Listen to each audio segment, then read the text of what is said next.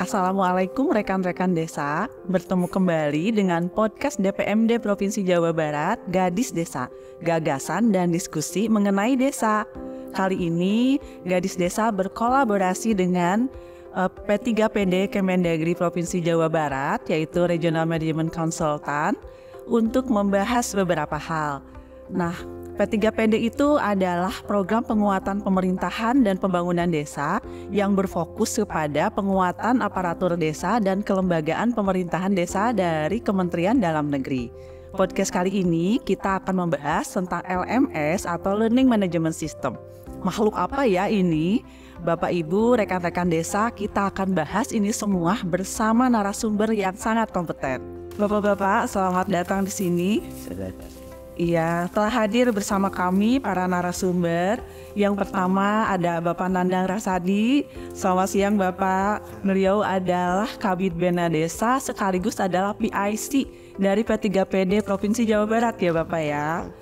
Kemudian yang kedua telah hadir juga bersama kita Bapak Hadian Supriyatna ya Pak. Siang, Assalamualaikum. Waalaikumsalam. Beliau adalah Kepala Desa Cibiruetan, Kecamatan Cileunyi ya Pak ya, betul ya? Bandung. Iya, tidak ada yang tidak kenal sama beliau ya. Iya, dan juga kita didampingi oleh Bapak Yudi Nur Alim ya. Beliau adalah pengelola monitoring dan evaluasi penyelenggaraan Pemdes, sekaligus beliau adalah admin provinsi ya Pak untuk LMS ya. Iya. Bapak-bapak, untuk yang pertama ini saya akan bertanya dulu kepada Bapak Kabid ya Pak ya, sekaligus PIC dari P3PD ini. Di pelatihan kemarin Pak, kan banyak sekali nih kita dengar desa ayo daftar LMS, kemudian juga dari kementerian juga mengajak-ajak tentang LMS ya. Tapi sepertinya nih Pak, belum semuanya juga paham apa sih LMS Pamong Desa itu. Boleh nggak Pak bikin sedikit clue gitu, secara sederhananya apa sih LMS Pamong Desa Kemendagri itu? Ya, terima kasih Bu Mungsi. Ini tadi seperti yang tadi disampaikan oleh Bu Mungsi, bahwa LMS ini makhluk gaib ya. Iya. Tidak kelihatan nih, tidak tetap kesan langsung. Jadi kalau boleh saya sampaikan nih, Bapak dan Ibu, LMS itu adalah Pamong Desa yang merupakan platform yang digunakan untuk mengelola, menyampaikan, dan melacak pelatihan, baik itu secara daring, online, yang ditujukan kepada aparatur desa dan pengurus kepala desa dengan metode pembelajaran terjadwal dan belajar mandiri. Artinya ini adalah kepanjangan dari atau kelanjutan dari pelatihan P3PD tatap muka. Iya betul Pak. Tapi kan sudah ada nih Pak ya. Kemarin sudah ada pelatihan tatap muka, bahkan dari 2023 sampai 2024 kemudian dilanjutkan. Kenapa sih masih harus ada LMS Pamong Desa ini Pak? Nah, memang LMS Pamong Desa ini perlu diteruskan, karena memang kalau kita mengingatkan kepada seorang itu memang harus terus berlanjut. Di antaranya memang ini merupakan suatu kebutuhan yang sangat penting untuk peningkatan kapasitas. Dan kenapa ini harus berbasis LMS? Karena memang yang pertama mungkin banyak aparatur desa dalam suatu desa yang semuanya tentu perlu peningkatan kapasitas atau replacement terhadap pengetahuan mereka. Yang keduanya adalah kapasitas aparatur desa yang berbeda-beda, yang tentu perlu juga distandarisasi dan disamakan. Yang lainnya perlunya pemahaman terhadap regulasi, kebijakan maupun pedoman. Dan ini tentunya nantinya mendorong inovasi dalam tata kelola pemerintahan desa. Demikian pula banyaknya dinamika pergantian aparatur desa dan pengurus kepala desa yang diharapkan dapat lebih menjangkau program LSM ini ke seluruh pelosok desa. Jadi nantinya tidak ada juga desa yang merasa itu kenapa dipanggil tidak. Kalau dengan ini mungkin bisa terjangkau lah seluruh pelosok. Walaupun memang ada beberapa kendala juga, masalah internet dan sebagainya, tapi itu saya kira bisa diatasi juga. Iya. Mungkin karena yang diundang itu hanya 4 orang ya Pak ya, sementara yang ditinggalkannya lebih banyak lagi ya Pak. Iya betul Pak. Iya Pak, kalau Pak secara tujuannya itu Pak, LMS Pamong Desa ini seperti apa sih, bagaimana gitu cakupannya, jangkauannya? Tujuan umumnya sebetulnya ini membangun sistem pembelajaran yang lebih efektif dan efisien sebetulnya. Ya dikarenakan tadi lah pemerintah juga mungkin masih banyak kebutuhan untuk anggaran yang lain, tapi dengan sistem LMS ini bisa lebih efisien dan berkelanjutan dalam rangka peningkatan kapasitas aparatur desa dan pengurus kelembagaan desa. Tentunya dengan melalui metode yang tepat dan berbasis kompetensi. Serta ini tadi sekali lagi saya sampaikan bahwasannya ini bisa menjangkau seluruh desa di Indonesia. Iya. Itu sungguh tujuan yang sangat mulia ya Pak ya, supaya semuanya orang juga bukan hanya kepala desa, BPD, kemudian ketua PKK kemarin dan sekdes ya yang diundang yang pintar saja, tapi juga semua yang ada di desa. Iya. Nah betul Bapak. Tadi kita sudah mendengarkan ya mungkin dari sisi pemerintahannya, tetapi juga kita juga perlu nih nanya sama yang langsung mempraktekkan LMS-nya nanti ya. Ya Pak Hadian ya. Bapak itu Kepala Desa Cibiruwetan ini Pak Hadian, bagaimana sih Pak tadi yang disampaikan oleh Pak Kabid tentang tujuan baik LMS ya, bahwa LMS juga ingin mencakup kepada seluruh aparatur desa dan kelembagaan desa, tetapi bagaimana kesiapan desa sendiri, infrastrukturnya Pak dan lain sebagainya di desa seperti apa Pak untuk LMS ini? Baik, terima kasih Pak Kabid dan Pak Ido ya. Izin menyampaikan pada prinsipnya desa merespon baik adanya program Learning Management System karena penguatan kapasitas individu, aparatur dan lembaga desa ini sebuah keniscayaan ya. Regulasi terus berkembang, kemudian Kemendagri, kementerian-kementerian lain juga banyak menurunkan panduan-panduan teknis operasional untuk meningkatkan performa tata kelola pemerintah desa, sehingga peningkatan kapasitas dan sekarang ada support melalui LMS bagi desa ini adalah sebuah hal yang mencerahkan, artinya hal yang sangat disambut positif. Nah, kesiapannya adalah sebenarnya bagaimana para kepala desa memotivasi perangkat ya. Kemarin kita ikut pelatihan tatap muka, Sekdes, Ibu PKK, dan karena jangkauan penyelenggaraan, pembiayaan dan lain-lain mungkin baru Sekdes yang tatap muka. Ya, nanti Kaur dan Kasih kalau kami Cibiruwetan sudah siap dan sudah mendaftarkan aplikasi di LMS, maka tidak hanya yang ditargetkan Kaur Keuangan Perencanaan dan LPM, tapi seluruh Kaur. Nah, kesiapannya tentu apa yang harus disiapkan? Ya, desa menyiapkan dukungan piranti. Pertama, kami secara perangkat pendukung kita sudah memfasilitasi masing-masing Kaur Kasih dengan laptop yang spesifikasinya bisa diandalkan, baik untuk penunjang pekerjaan ke lain-lain. Kemudian desa kita kan diberikan ruang ya di belanja desa itu di bidang perhubungan informatika, kemudian di ADD juga kita bisa belanja langganan untuk jejaring dan lainnya. Jadi kita menguatkan kapasitas bandwidth, internetnya harus siap. Kemudian secara moral di dalam proses-proses pembinaan pertemuan perangkat desa, saya pribadi selaku kepala desa mendorong tentang nilai-nilai pentingnya mengupgrade kapasitas sebagai bagian dari wujud kita sebagai tanggung jawab pelaksanaan pekerjaan. Karena ketika kita diangkat jadi aparat, kita harus mengabdi, kita harus memberikan kontribusi, dan harus mampu melayani masyarakat dengan sebaik-baiknya. Nah, nilai-nilai itu yang kita kuatkan sehingga kami mewajibkan.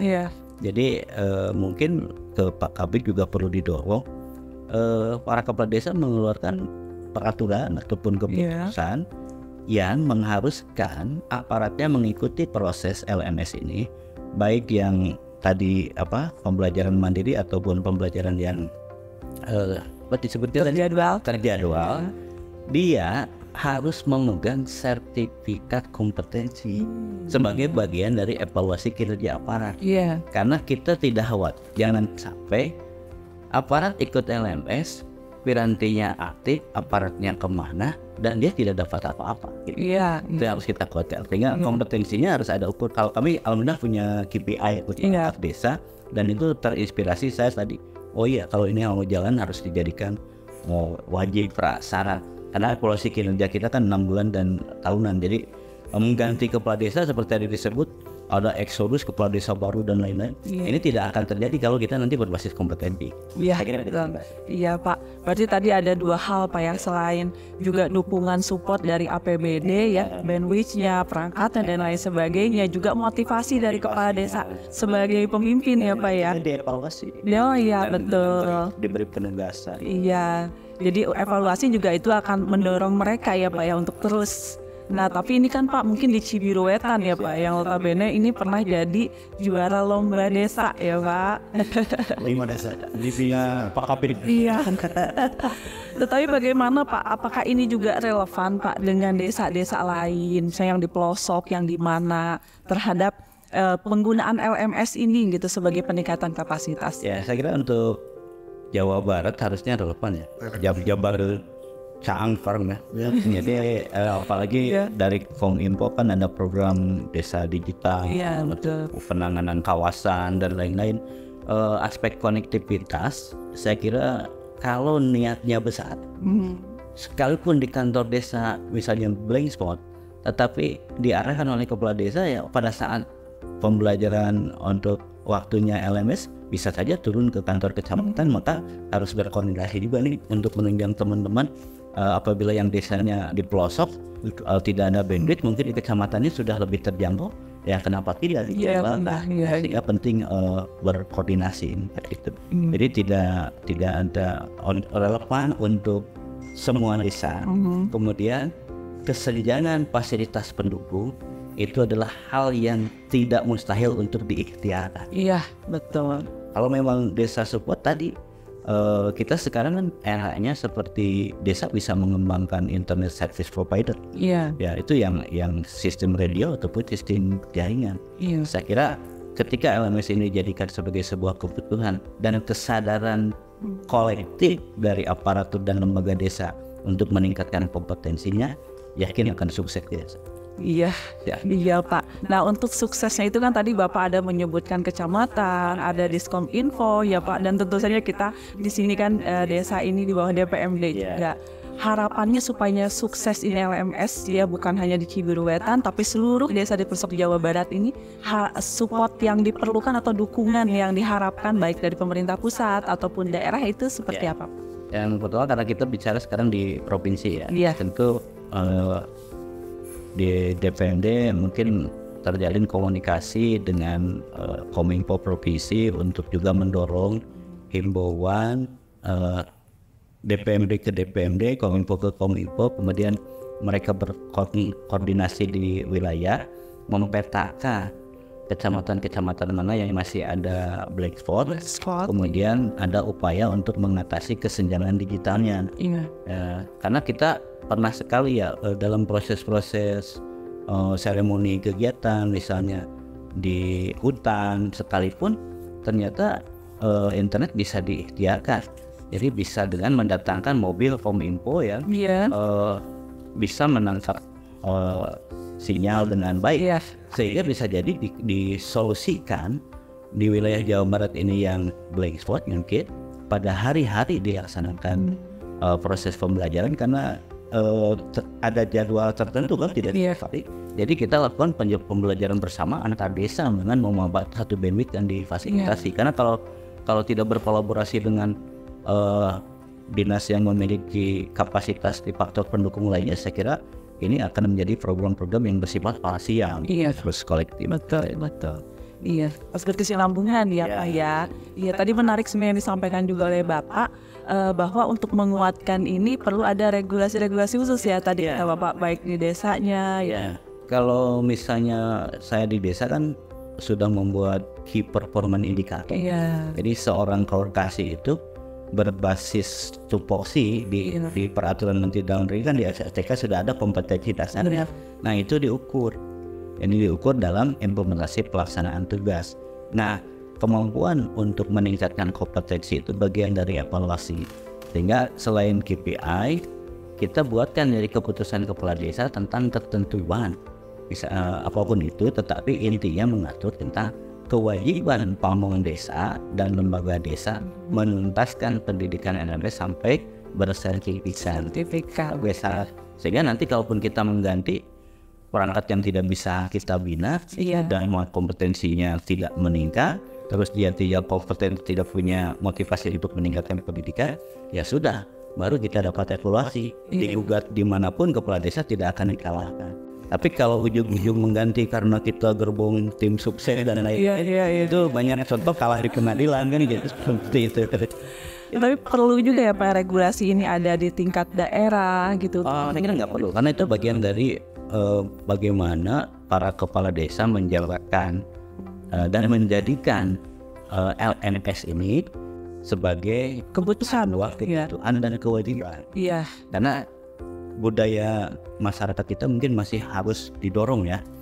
Kalau sekedar diminta untuk berinisiatif, sadar diri, mungkin dia berpikir, saya tidak ikut LMS, toh penghasilan tetap kepala desa zaman sekarang segitu-gitu aja. Apa bedanya dengan yang ikut LMS? Tapi kalau itu dijadikan prasyarat untuk evaluasi kinerja, kan bagi kepala desa ada banyak hal yang bisa dilakukan. Pertama, melakukan demosi. Ketika dia tidak meningkat komitmennya, itu menggeser posisinya atau dia tetap dijadikan KORK. Yang ketiga, kalau sudah tidak bisa dibina, ya tentu diberhentikan karena dianggap tidak mampu lagi menjalankan tugas sebagai aparatur desa. Harusnya harus ada keberanian seperti itu. Iya, Bapak, terima kasih Bapak. Jadi masukannya nanti kita coba rekam ya Bapak ya sebagai kelanjutan kesuksesan LMS ke depan. Dan tadi Bapak kan nyampein tuh bagaimana supaya terdorong nih Kang ya, kita langsung tanyain ke teknisnya, ke admin provinsi nih, Kang Yudi atau Kang Idu ya Kang ya biasa disebutnya. Kang Idu ini sebagai admin provinsi boleh nggak disampaikan nih ke desa, ke kita semua, manfaatnya apa sih ikutan LMS? Baik, terima kasih Bu Fungsi, Pak Kades, Jit. Saya mau mewakili mungkin DPM Provinsi sebagai admin provinsi. Kait dengan keunggulan, memang sebenarnya banyak sekali keunggulan yang tadi sudah disampaikan Pak Abi dan juga. Cuman yang utamanya mungkin di sini yang terkait dengan anggaran, waktu, dan tenaga gitu. Jadi mungkin sedikit bercerita ya Bu Musi. Kemarin bulan Mei kemarin DPM Provinsi mengadakan kegiatan Akademi Desa Juara. Jadi di salah satu pesertanya tuh ada di di daerah Jampang yang harus kita kegiatannya di BPSD Provinsi Jawa Barat dan memang perlu akses kurang lebih 10-12 jam untuk dari desa sampai ke BPSDM provinsi gitu. Nah kan balik lagi tadi yang disampaikan Pak Kades gitu, kalau misalkan desanya sudah niat mau jauh atau misalkan gak ada internet juga tetap dilaksanakan. Tapi balik lagi kalau misalkan DPMD provinsi sebagai penyelenggara pembinaan gitu ya, kita kan ada penyelenggara pembinaan gitu. Gak tega gitu ngelihat desa harus jauh-jauh gitu ya dari pelosok untuk mengakses hanya untuk ingin belajar seperti itu. Nah dengan adanya LMS Pamong Desa itu ya desa udah harus jauh-jauh dari 10 jam, 12 jam gitu, cukup di desanya buka laptop, buka komputer udah bisa melaksanakan pembelajaran seperti itu. Kemudian keuntungannya lagi sih yang ini bukan hanya untuk desa sih, tapi untuk pemerintah daerah, untuk pemerintah provinsi atau kabupaten, informasi Bu. Karena sampai saat ini gitu ya terkait regulasi atau kebijakan atau apapun itu, informasinya kita kebanyakan tuh via media sosial, Instagram dari Kemendagri atau Kemendes gitu. Atau biasanya kayak kemarin contohnya revisi undang-undang kita kan via WA gitu ya, di share dan lain-lain, atau kebijakan seperti sebelumnya kayak ada di pas COVID gitu ya, kebijakan di desa harus seperti itu via dari provinsi, pemerintah pusat, provinsi, kabupaten ke desa gitu. Jadi via WA. Nah kalau misalkan sekarang keuntungan buat desa atau provinsi atau kabupaten itu kita nggak harus akses nunggu-nunggu dari pusat gitu. Jadi ketika pusat mengeluarkan di aplikasi Pamong Desa, dari desa juga udah bisa akses itu informasi itu. Berarti mau memutus rantai memendekkan gitu ya sebenarnya. Keuntungan sangat banyak sekali gitu dan aksesibilitas informasi itu bisa disampaikan lebih cepat. Ya, supaya nih rekan-rekan desa tambah penasaran lagi sama LMS, tambah pengen tahu tentang LMS, ada apa saja sih di LMS itu Kang Yudi? Untuk terkait fitur-fiturnya sih sangat banyak ya, sangat banyak yang mungkin ini yang seingat saya terkait dengan ya pelatihan tadi yang disinggung, pelatihan baik itu sinkronus atau asinkronus, ya regulasi juga. Kita kan ya saya juga kalau misalkan melihat tingkat regulasi kan pasti secara manual kita di Google ya. Iya, betul. Iya. Berbeda berapa ikut dan lain-lain. Ini di Pamong Desa sudah tersedia itu regulasi-regulasi yang ada kaitannya tentang desa. Iya. Kemudian materi-materi, modul-modul. Ya saya mungkin curhat sedikit ya. Stafnya di DPMD provinsi kan sering oleh pimpinan coba carikan bahan tentang kerjasama desa. Iya. Pihak ketiga seperti apa? Atau misalkan bahan tentang penyusunan perdes seperti apa? Kan pasti Google ya. Iya, googling gitu ya. Iya.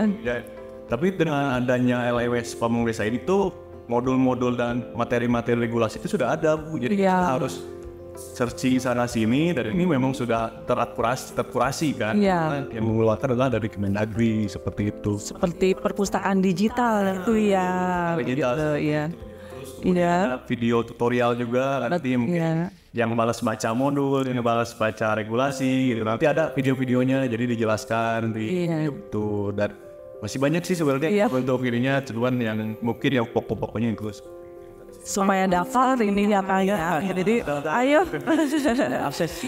iya tadi nih kita dengar nih dari Bapak ada bilang terjadwal, ada bilang mandiri, asinkronus ya. Ini mungkin belum pada paham nih Kang, maksudnya itu apa sih? Oke.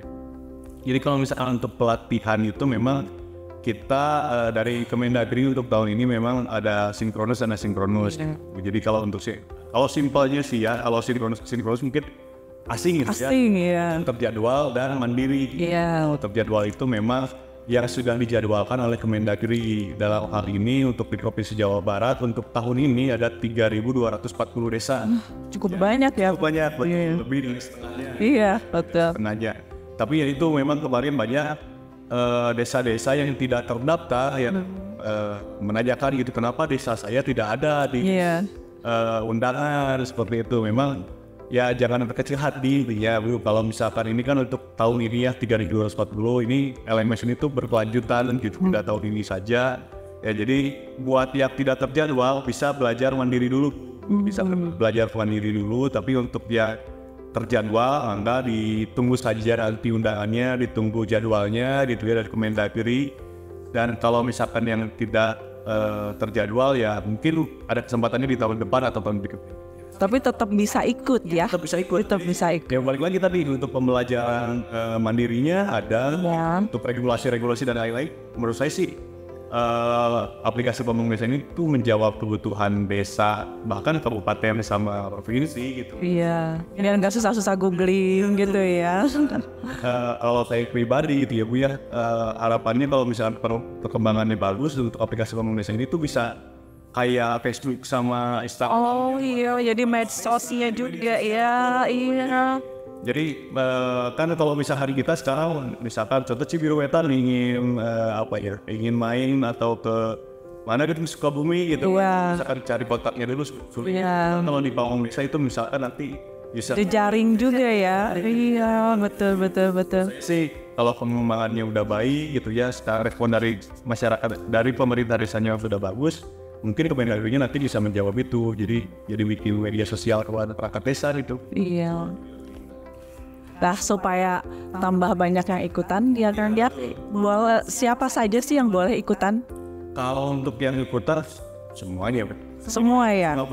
Semua unsur yang ada di desa. Jadi bukan hanya perangkat desa atau aparatur desa, tapi baik lagi LPM juga. Iya. PKK juga boleh. Sampai kelembagaan desanya ya. Jadi memang kalau untuk yang di tingkat desa maka boleh mendaftar gitu ya. Jadi seperti tadi kalau misalnya respon dari desanya sudah bagus, Kemendagri kan bisa mengembangkannya ya lebih cepat gitu ya, karena responnya ternyata baik itu dari desa. Langsung aja Kang di-spill gimana sih cara daftar ke LMS Pamong Desa? Oke. Kalau untuk daftarnya sebenarnya simple. Daftar Facebook. Sekarang kan hampir semua masyarakat lah punya Facebook, punya TikTok gitu ya. Jadi simpelnya nanti dibuka saja di pamongdesa.go.id, kemudian di sana langsung ada 4 kolom tuh, daftar, regulasi dan lain-lain lah. Nanti tinggal klik aja nih daftar. daftar, terus isi email, terus nanti setelah isi email, terus password dan lain-lain, nanti akan ada verifikasi ke email yang dikirimkan. Jadi setelah ke pembangunan desanya, dicek juga di emailnya. Nanti setelah dicek di email, klik aja verifikasinya. Setelah itu masuk lagi ke aplikasi pembangunan desa, login gitu ya. Jadi kan setelah daftar, login dulu. Nanti tinggal isi biodata saja. Sisa biodata saja. Ada gampang lah, kayak kita bikin Facebook, dan lain sebagainya, kayak bikin media sosial biasa. Ya tadi modalnya cuman NIK, ya, email gitu ya, sama mungkin sahnya dia ya di desa itu apa? SK ya. Benar. Ini ya itu untuk tadi di aparatur desa. Ya. Verifikasinya ya. Jadi kita sebagai nanti di provinsi dan admin pusat itu harus memverifikasi dulu datanya. Iya. Betul gak? Ini teh kalau perencanaan di desa Cibiru Wetan kan lihat dulu SK-nya. Iya. Jadi nanti admin provinsi bisa cek SK-nya, oh ternyata betul, kita memverifikasi itu. Berarti yang punya SK di desa cus langsung daftar ya, begitu ya. Ayo daftar. Nih kita udah dengar dari Pak Kabid, dari Pak Hadian, dan juga dari Kang Yudi ya sebagai admin. Dari semuanya ini nih kita balik lagi sama Pak Kabid nih Pak. Dari tadi yang disampaikan ya Pak. Iya sebagai PIC-nya nih. Pak, dukungan apa sih yang sudah disiapkan atau akan disiapkan oleh Provinsi Jawa Barat untuk kesuksesan LMS Pamong Desa ini? Enggak, Pak? Jadi sebenarnya kami sudah menyiapkan 5 langkah dukungan. Iya. Sukses ya, Pak? Iya. Yang pertama yaitu menyiapkan tenaga pelatih dan tenaga pendukung yang memang berkemampuan mengajar. Iya. Dan juga bisa mengoperasikan platform LMS berbasis web. Yang keduanya secara kontinu kita juga akan memberikan masukan, saran dan ide inovasi untuk penyempurnaan platform dan konten LMS. Yang ketiganya tentu harus dijaga sinergitas, kolaborasi dan komunikasi antar unsur yang terlibat. Iya betul. Nah, yang keempatnya melakukan monitoring evaluasi seperti tadi disebutkan Pak Handian nih, monitoring evaluasi secara berkala dan menetapkan rencana tindak lanjut. Dan yang terakhir tentu saja daerah berkomitmen dan mendukung dalam penyelenggaraan pelatihan berbasis LMS secara berkelanjutan. Ambil tadi luar biasa ya Pak. Sudah disampaikan ada masukan lagi itu dari Pak Hadian tentang tadi jaringan internet yang bagus dan sebagainya. Kami juga pemerintah Provinsi Jawa Barat sebetulnya sudah memberikan mobil Maskara ya. Iya. Dan itu bisa kita petakan juga untuk mendukung kegiatan LMS supaya berjalan lancar. Iya, alhamdulillah ya. Bisa didengarkan ini semuanya oleh rekan-rekan desa. Saya jadi ada satu Gimana Pak? masukan tadi kan disebut oleh Kang Idoi, ada pendukungnya itu materi berupa video tutorial. Iya, betul. Nah kalau saya juga mendorong kalau tutorial itu kan detail melakukan proses misalnya ya, bagaimana membuat RKPD, bagaimana membuat RPJMDes. Tetapi ada tujuan sebuah pelatihan itu berkaitan dengan nilai-nilai. Iya. Value yang harus kita peroleh. Jadi dengan melaksanakan pelatihan ini apa yang diperoleh? Nah, kalau saya mendorong perlunya juga diperbanyak isi selain tutorial adalah video pembelajaran. Kalau video pembelajaran itu beda dengan tutorial. Iya, betul. Tapi apa yang terjadi ketika desa melakukan ini? Iya. Jadi ada nilai apa?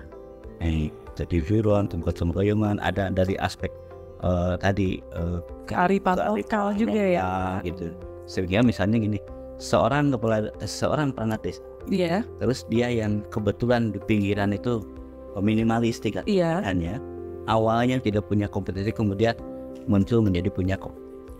Atau aspek tertentu di desa, dari misalnya desa yang menurut FD Scale tadi swaklola swadaya, kemudian dengan diberikan LMS itu menaikkan hatanya karena dia menjadi melek, paham apa yang harus dibidik di desa. Saya kira itu penting. Ya, menarik. Supaya tambah termotivasi nih rekan-rekan desa untuk segera mendaftar di LMS Pamong Desa, kita dengerin yuk dari para motivator ya kalau sekarang namanya, yang sangat komplit ini. Oke, dimulai dari Kang ini ya Kang, silakan. Ya, jadi Bapak Ibu aparatur desa atau pembangunan desa, kami sangat menunggu Bapak Ibu untuk melaksanakan pendaftaran di aplikasi Pamong Desa karena balik lagi seperti yang tadi disampaikan, banyak sekali keunggulan, banyak sekali positifnya untuk desa gitu. Dan apabila ada kesalahan mungkin nanti untuk teknisnya ya, atau apabila ada kesulitan dan lain-lain, boleh menghubungi saya sebagai admin provinsi. Nanti kalau misalnya untuk nomornya bisa menghubungi di kolom komentar mungkin ya. Hotline 24 jam kan ini. Boleh. Sampai sekarang. Dedikasi, iya. Dedikasi betul. Ya, demi balik lagi untuk pendaftaran ini, kami juga provinsi memang fokus gitu ya. Pendaftaran ini nanti kan setelah pendaftaran bisa kita infokan di aplikasinya gitu, seperti itu. Jadi untuk pendaftaran apabila ada kesulitan, maka bisa hubungi saya gitu ya. Cara mendaftarnya dan lain-lain, pokoknya tentang teknisnya bisa menghubungi saya. Pokoknya Siap. disegerakan saja mendaftar gitu, seperti itu. Wah, loh, cepet ya. Supaya lebih ini ya, lebih greget lagi nih dari langsung kepala desa Cibiru Wetan. Gimana Pak supaya kepala desa yang lain juga menggerakkan nih aparatur desanya untuk mendaftar? Halo sobat desa, para kepala desa, perangkat desa, dan lembaga desa. Untuk memenuhi kebutuhan peningkatan kapasitas, pengetahuan, dan keterampilan dalam rangka menjalankan tugas penyelenggaraan pemerintah desa, ayo segera daftar di LMS Moa Rugel. Gak ada ruginya malah untung ya Pak. Sekarang kita dengerin nih dari PIC P3PD Kemendagri Provinsi Jawa Barat. Ya, monggo Bapak. Teman-teman aparatur pemerintahan desa dan RKD desa, mangga segera daftar LMS untuk peningkatan kapasitas aparatur desa, sehingga kita nanti di 2045 ya tentunya Iya, bisa Indonesia emas ya. jabat emas. Iya Pak. Dan harus diingat bahwasannya Jakarta tidak menyala karena obor besar Jakarta, tapi karena lilin desa. Nah, untuk menyalakan lilin desa inilah perlu kita peningkatan kapasitas tentang diri kita sendiri. Untuk itu segera daftar di LMS. Wah, berkobar ya semuanya, cepat untuk daftar di LMS Pamong Desa Kemendagri. Gadis desa memang CK.